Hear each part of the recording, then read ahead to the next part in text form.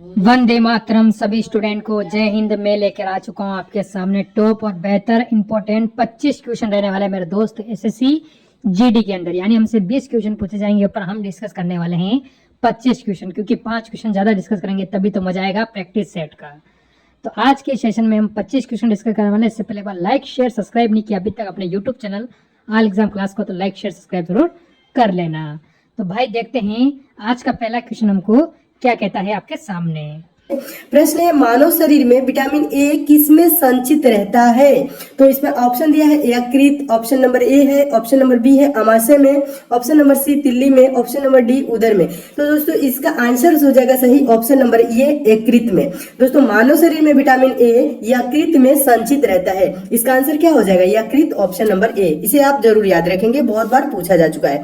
Next question देखिए, repeated प्रश्न है, ये भी बार बार पूछा जाने वाला प्रश्न है। प्रश्न है, इंसुलिन किससे उत्पन्न होती है? इंसुलिन किससे उत्पन्न होती है? तो दोस्तों इसका आंसर हो जाएगा ऑप्शन नंबर डी अग्नाशय से उत्पन्न होती है।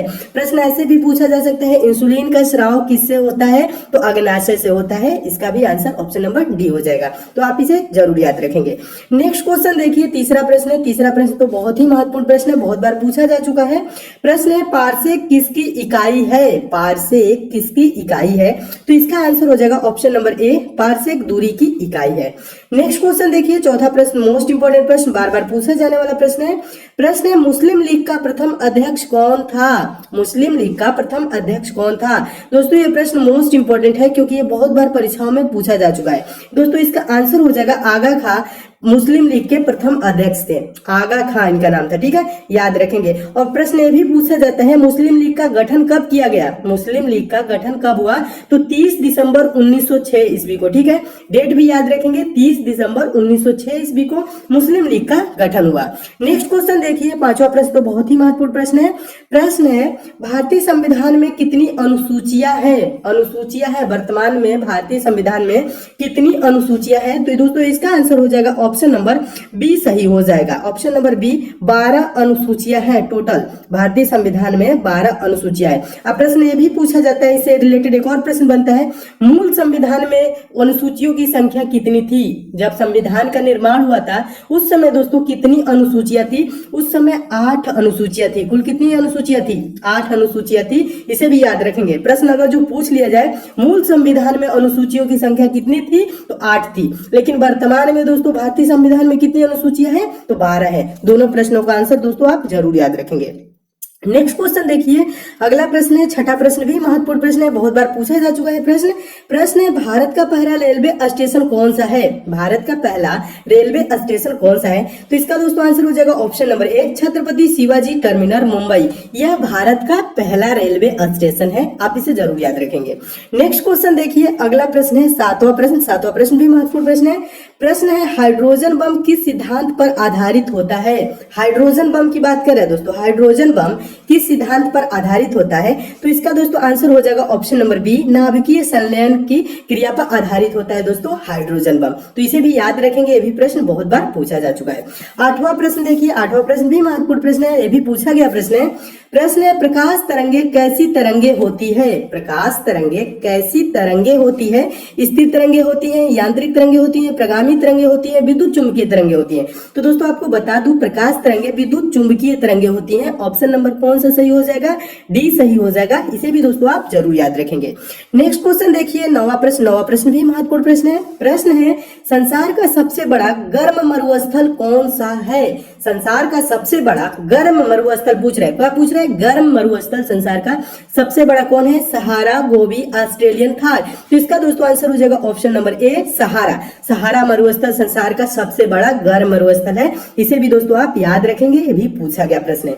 10वां प्रश्न देखिए, मोस्ट इंपोर्टेंट प्रश्न, बहुत बार पूछा जा चुका है दोस्तों ये प्रश्न है।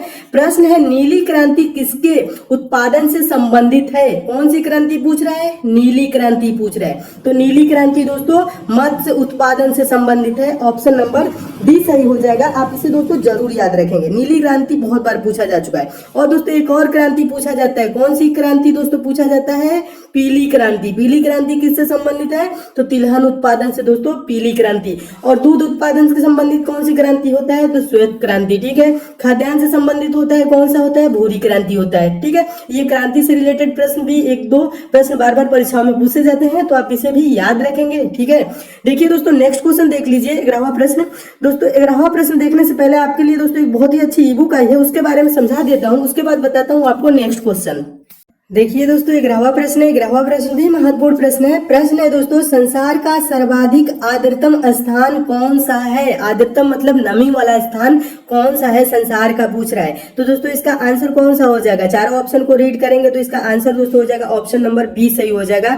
मासिन राम है दोस्तों संसार का सर्वाधिक आर्द्रतम स्थान। इससे रिलेटेड दोस्तों एक और प्रश्न बनता है, क्या विश्व में सर्वाधिक वर्षा वाला स्थान कौन सा है? तो इसका आंसर भी दोस्तों मासिन राम ही होगा। इसे भी याद रखेंगे, भी पूछा जाता है। विश्व में सर्वाधिक वर्षा वाला स्थान मासिन राम। मासिन राम दोस्तों है कहाँ? मेघालय में। ठीक है, इसे भी याद रखेंगे। नेक्स्ट क्वेश्चन देखिए, 12वां प्रश्न तो बहुत बार परीक्षा में पूछा जा चुका है। प्रश्न है, भारत की सिलिकॉन वैली किस शहर को कहा जाता है? सिलिकॉन वैली दोस्तों किसे कहा जाता है? तो बेंगलोर को कहा जाता है। तो कौन सा आंसर सही हो जाएगा? ऑप्शन नंबर ए सही हो जाएगा, बेंगलुरु। ठीक है, भारत की सिलिकॉन वैली किस शहर को कहा जाता है? तो बेंगलुरु कहा जाता है। नेक्स्ट क्वेश्चन देखिए, 13वां प्रश्न। 13वां प्रश्न भी मोस्ट इंपोर्टेंट प्रश्न है। प्रश्न है, दांडी यात्रा इनमें से किसके विरुद्ध किया गया सत्याग्रह था? दांडी यात्रा इनमें से किसके विरुद्ध किया गया सत्याग्रह था? तो दोस्तों नमक कर के विरुद्ध ये किया गया सत्याग्रह था। तो इसका आंसर कौन सा हो जाएगा? Option number B. और दोस्तों दांडी यात्रा कब प्रारंभ हुई? 12 मार्च 1930 को। ठीक है, दांडी यात्रा कब प्रारंभ हुई? 12 मार्च 1930 को। डेट भी याद रखेंगे, पूछा जाता है दांडी यात्रा कब प्रारंभ हुई। ठीक है, 12 मार्च 1930। नेक्स्ट क्वेश्चन देखिए, 14वां प्रश्न तो बहुत ही महत्वपूर्ण प्रश्न है, अभी पूछा गया प्रश्न है। प्रश्न है, भारत में रेल का आरंभ किस वर्ष में हुआ? भारत में रेल का आरंभ किस वर्ष में हुआ? तो इसका दोस्तों आंसर हो जाएगा ऑप्शन नंबर सी, 1853 ईस्वी में भारत में रेल का आरंभ हुआ। रेल का आरंभ किसने किया? अंग्रेजों द्वारा की गई थी। अपनी प्रशासनिक सुविधा के लिए किया गया था दोस्तों, इन्हें अंग्रेजों ने। ठीक है, तो इसे भी याद रखेंगे, किसने के द्वारा की गई थी? अंग्रेजों के द्वारा 1853 में। नेक्स्ट क्वेश्चन देखिए, 15वां प्रश्न पूछा गया प्रश्न है। प्रश्न है, होजागिरी नृत्य किस प्रदेश का लोक नृत्य है?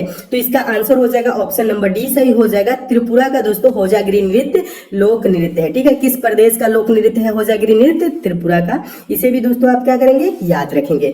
नेक्स्ट क्वेश्चन देखिए, 16वां प्रश्न देखिए। 16वां प्रश्न भी महत्वपूर्ण प्रश्न है। प्रश्न है, रक्तचाप मापने के लिए निम्नलिखित में से कौन सा उपकरण इस्तेमाल होता है?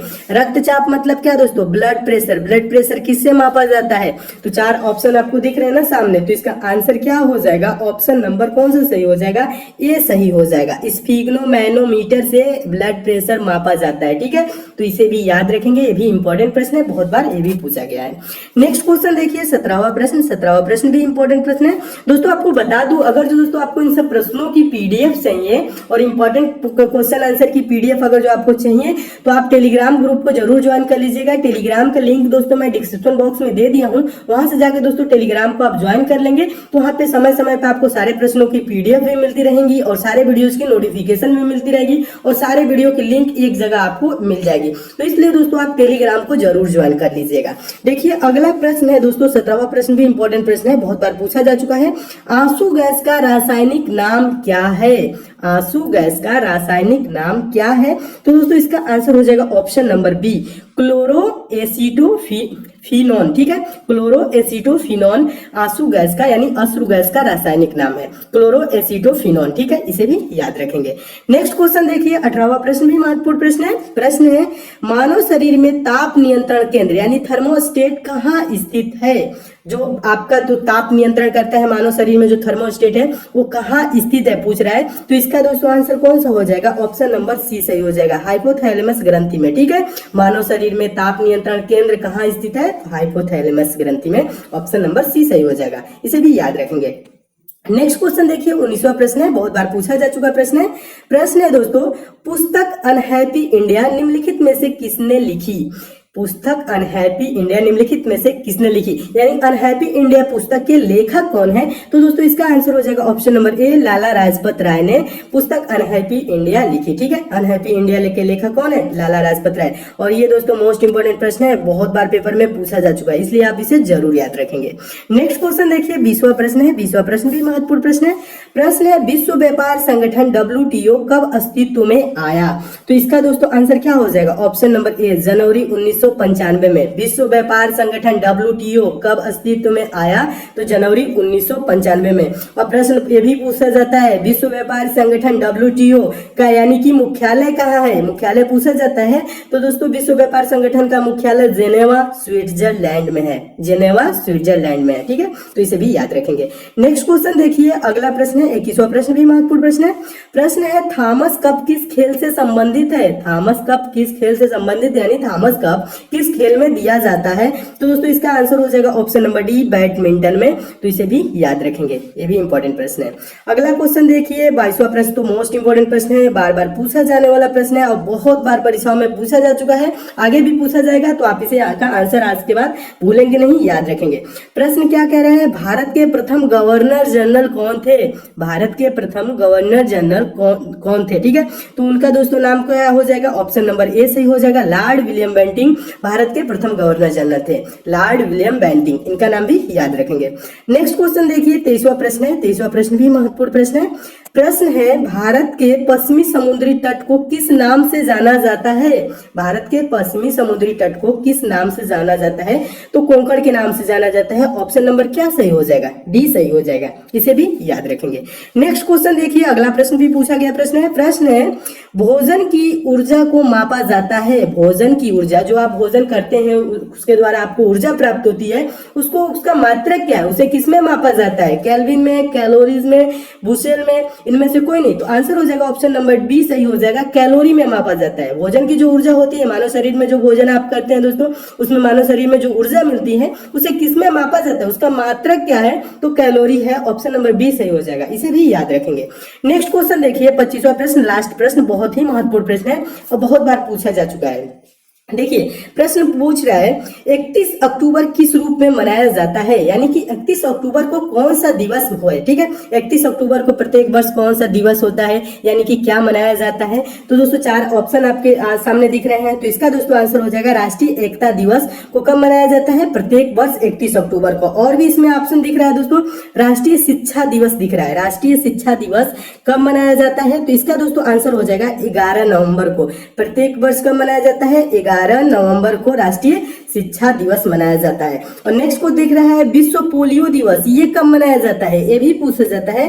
तो प्रत्येक वर्ष दोस्तों 24 अक्टूबर को, 24 अक्टूबर को दोस्तों क्या मनाया जाता है?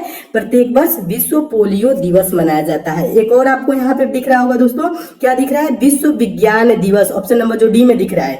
तो ये कब मनाया जाता है विश्व विज्ञान दिवस? तो प्रत्येक वर्ष दोस्तों 10 नवंबर को मनाया जाता है।